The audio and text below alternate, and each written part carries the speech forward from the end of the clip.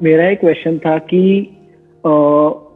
Like कुछ भी कोई कॉम्प्लेक्स प्रॉब्लम आती है कि कोई भी जिसमें I have to think a lot, क्योंकि और अभी इतनी सारी मतलब everything is so convenient to us. मुझे लगता है कि जो मेरी थॉट प्रोसेस है लाइक क्रिटिकल थिंकिंग की, वो एकदम से रुक गई है जस्ट बिकॉज मुझे सब कुछ अभी मतलब रेडी मिल जाता है। तो कोई भी क्रिटिकल चीज आती है तो मैं उसको सॉल्व नहीं कर पाता। I always seek advice from someone, और कोई भी अगर एडवाइस देता है तो वो अपने एक स्टैंड पॉइंट से देता है and I always take that for granted. और मैं आई लाइक क्रिटिकली मतलब सोच नहीं पाता कि इस प्रॉब्लम को मैं पर्सनल लेवल पे कैसे सॉल्व कर सकता हूँ। ऑलवेज सीक फॉर समवन कि वो मुझे एडवाइस देंगे और then I will work on it. The problem that you are talking about कि भाई हम क्रिटिकली नहीं सोच पाते हैं या फिर किसी भी प्रॉब्लम की हम डेप्थ में नहीं जा पाते हैं, ये अकेले आपकी प्रॉब्लम नहीं है। जो आपकी जनरेशन है ना, ये मतलब you must be around 22, 23 if I am not wrong, right? 21, right. हाँ, तो ये जो एज ग्रुप है ना, ये जो 20-22 साल की एज ग्रुप है, इस एज ग्रुप में बहुत लोगों को ये प्रॉब्लम आ रही है कि मतलब माइंड एक जगह पे टिकता ही नहीं है। इनफैक्ट इसी को आप थोड़ा सा और आगे बढ़ाओ तो इसका प्रॉब्लम का एक नाम भी है जो कि ऑफिशियली मेडिकल टर्म्स में जिसको ADHD बोलते हैं, कि बेसिकली हमारा जो माइंड है वो हाइपर एक्टिविटी मोड में रहता है, कि मतलब माइंड में हमेशा कुछ ना कुछ घूमता ही रहता है। और अगर हमको अपने माइंड को एक जगह पे टिकाना हो, लगाना हो, तो वो हो नहीं पाता है। ऐसा ही है ना प्रॉब्लम, कि हमारा जो अटेंशन स्पैन है वो बहुत ही कम हो गया है। और अगर कोई मोबाइल पे कुछ ऐसा चल रहा है जो आपकी अटेंशन को ग्रैब कर ले, तब तो कोई दिक्कत नहीं है, that is like more of a passive approach. But अगर एक्टिवली आपको कहीं किसी प्रॉब्लम में दिमाग लगाना है और उस प्रॉब्लम की डेप्थ में जाना है और आउट ऑफ द बॉक्स सोचना है, तो वहां पे इश्यूज आने लग जाते हैं, क्योंकि वहां पे बेसिकली हमारी ऐसी आदत नहीं है, हमारी ऐसी हैबिट नहीं है। तो अब बात आती है कि इसका सोल्यूशन क्या है। आप क्या करो, अपने आप को किसी चैलेंजिंग एनवायरनमेंट में डाल दो जहां पर कि आपके पास में कोई ऑप्शन ना हो, बट आपको हर कदम पे दिमाग लगाना ही पड़े। For example, you can go on a track. आप जैसे अभी कनाडा में हो, राइट? तो वहां पे आसपास में कुछ ऐसी माउंटेन्स होंगी, कुछ ऐसे रीजन्स होंगे, कुछ वैलीज होंगी जहां पर के ट्रैक्स होंगे। तो आप ट्रैकिंग के लिए जा सकते हो। उससे क्या होगा कि you can't afford to be passive there, क्योंकि अगर आपने गलती करी तो पैर फिसल जाएगा, गिर जाओगे, लग जाएगी। हर कदम पे आपको अलर्ट रहना होगा। तो इससे क्या है, आपकी प्रैक्टिस होगी इस मूवमेंट में पूरी तरह से रहने की। वो जो आप प्रॉब्लम जो आप बता रहे हो ना, उस प्रॉब्लम की जड़ क्या है कि हमारा जो माइंड है वो इस मूवमेंट में नहीं रहता है, वो पास्ट में और फ्यूचर में भागता रहता है। अगर कुछ हमको ऐसा मिल जाए जो कि हमारी अटेंशन को ग्रैब कर ले, तब तो दिक्कत ही नहीं है, that is more like passive.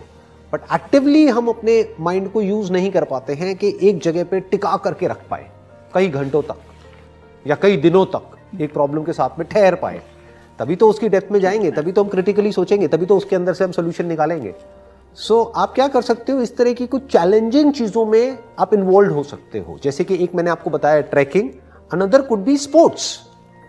Sports is also very very good for activating the parts of your brain जो कि अभी प्रॉपरली यूज नहीं हो रहे हैं। और कुछ नहीं तो एज सिंपल एज दैट, मैं आपको एक और आइडिया देता हूं।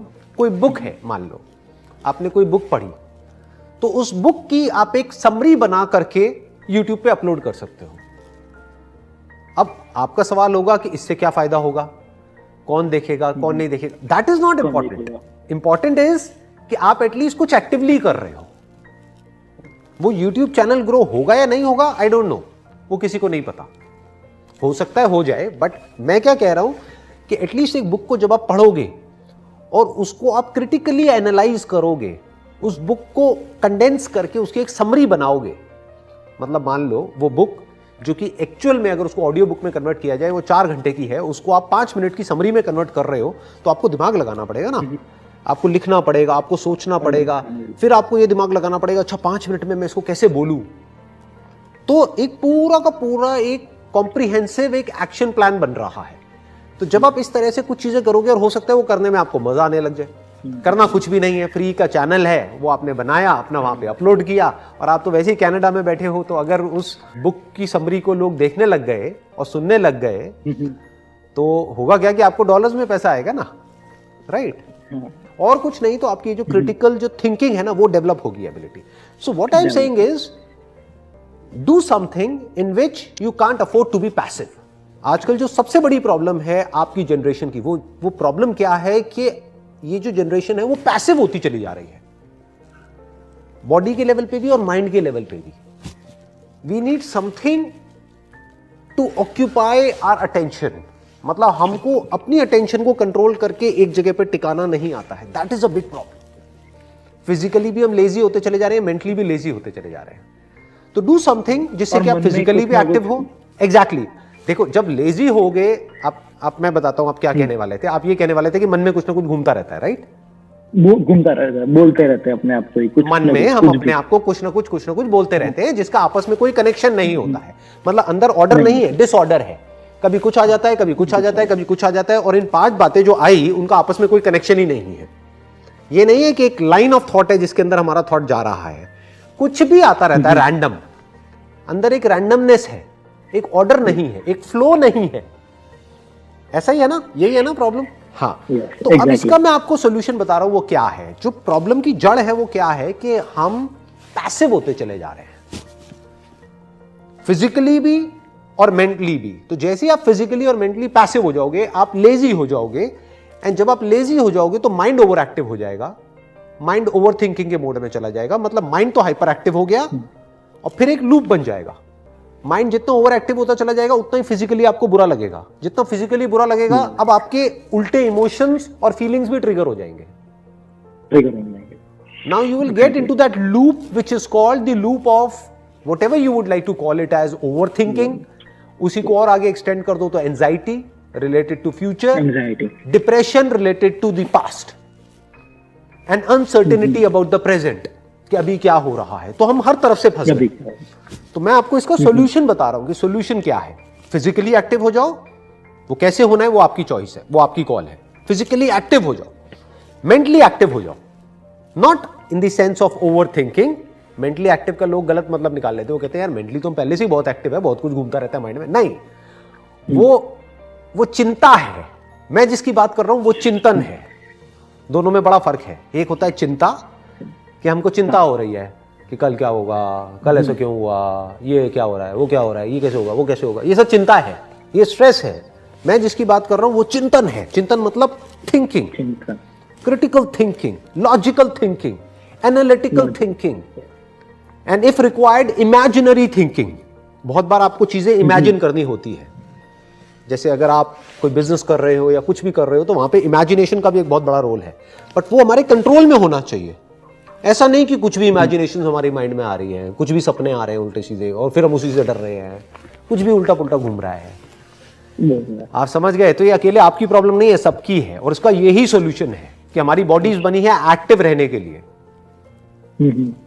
जितनी आपकी बॉडी एक्टिव हो जाएगी आपका माइंड पीसफुल हो जाएगा। अब उस पीसफुल माइंड को एंजॉय नहीं करना है, उस पीसफुल माइंड को यूज करो किसी ढंग की जगह पे माइंड को लगाने के लिए, ताकि माइंड की भी मसल स्ट्रांग हो। जैसे बॉडी की मसल स्ट्रांग होती है ना, ऐसी माइंड की भी मसल स्ट्रांग होनी चाहिए। That should be the focus, that should be the goal. और उसमें अपने आप को चैलेंजिंग जगहों पे डालो। हम लोग चैलेंजेस को अवॉइड कर रहे हैं। फॉर एग्जाम्पल, आपको डर लगता है प्रेजेंटेशन देने में। मैं एक एग्जाम्पल ले रहा हूं कि लोगों के सामने बोलने में डर लगता है, फियर ऑफ पब्लिक स्पीकिंग। बहुत लोगों के अंदर ये डर होता है। और कुछ नहीं तो एक कैमरा लगाओ। कैमरा भी क्या लगाना है, आजकल तो मोबाइल में सबके कैमरा है। मोबाइल लगाओ और अपनी एक प्रेजेंटेशन दो। अपने आप को चैलेंज करो कि आज मुझे क्या करना है। आज मुझे एक प्रेजेंटेशन तैयार करनी है 5 मिनट की। उसको कौन देखेगा? That is not important. कोई नहीं देखेगा, मैं खुद देखूंगा। मैं देखूं तो सही, मुझे पता तो लगे मेरा लेवल क्या है। ये गेटिंग? हाँ। तो कुछ ऐसी चीजें करनी होती है। जरूरी नहीं है कि वो एक पैटर्न में हो या वो बिल्कुल उस तरीके से हो जिस तरीके से सब करते हैं। यानी कि मैं ये करूंगा, मैं ये करूंगा, फिर मैं जॉब करूंगा। ये तो सभी सोच रहे हैं ना इस तरीके से।